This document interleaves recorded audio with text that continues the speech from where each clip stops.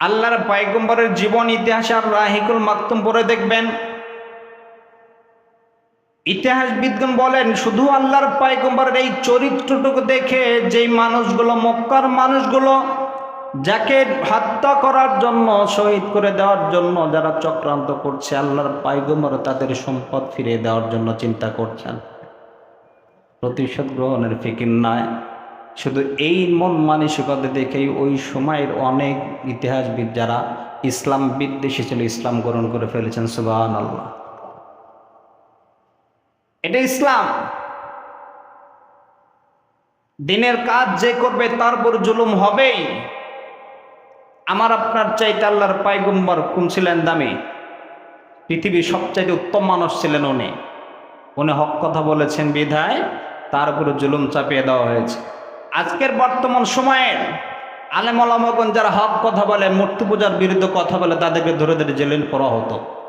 এখনো যারা আছে অনেকে সমাজে হক কথা বলবেন, আপনারও জামাত শিবিরের ট্যাগ লাগিয়ে দেওয়া হবে। এখন তো নিজেকে আলহামদুলিল্লাহ ভালো লাগে। গত কয়েকদিন আগেরও কথা, যেই দিন পরাজয় হলো, পদত্যাগ করলো, এর আগের দিন রাত্রির ঘটনা,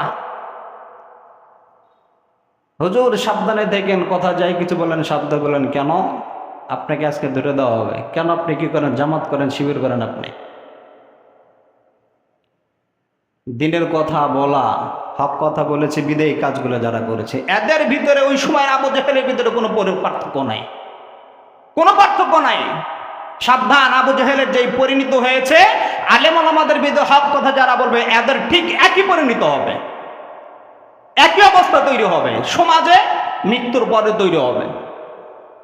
এই জন্য হক কথার ধারক বাহক আল্লাহর পয়গম্বর ছিলেন, দাওয়াত দিয়ে গেছেন, ওয়ারিস বানিয়ে গেছেন আলেমদেরকে। আলেমদের গলার টুটি চেপে দেওয়া হয়েছে। এই জুলুমের শিকার একদিন না একদিন শেষ হবে, যেটা বাস্তব প্রমাণ। ক্ষমতা কারো চিরদিন থাকবে না, কিন্তু পরিস্থিতি হলো আপনার মৃত্যুর অবস্থাটা আপনার কি হবে, এটা ফিকির। আপনার কবর হিসাব আপনি কি দেবেন?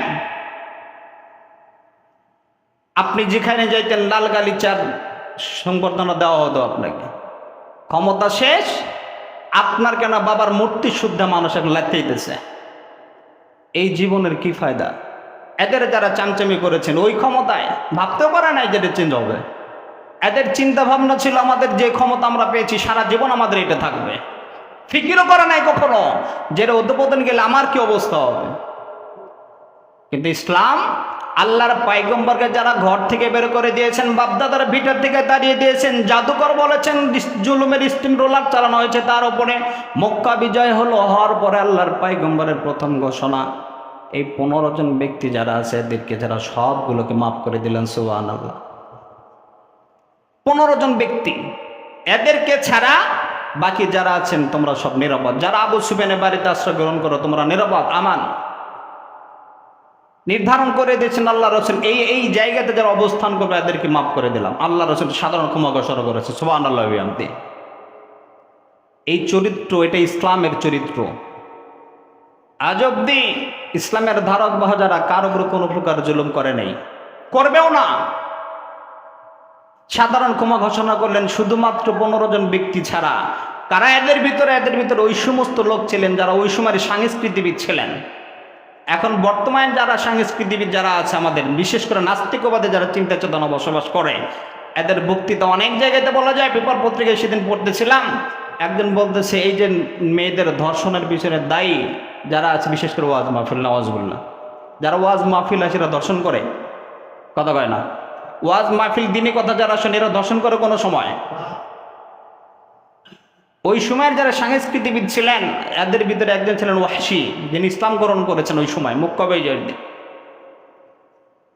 আল্লাহর পয়গম্বর নাম ধরে ধরে বললেন, অমক অমক অমক, এদের কারো কোনো ক্ষমা নাই, এদেরকে হত্যা করে ফেলে, যেখানে দেখা হবে দেখা মাত্র হত্যা করো। এছাড়া বাকি যারা আছে এদেরকে সাধারণ ক্ষমা ঘোষণা করে দিলেন। সুবহানাল্লাহ।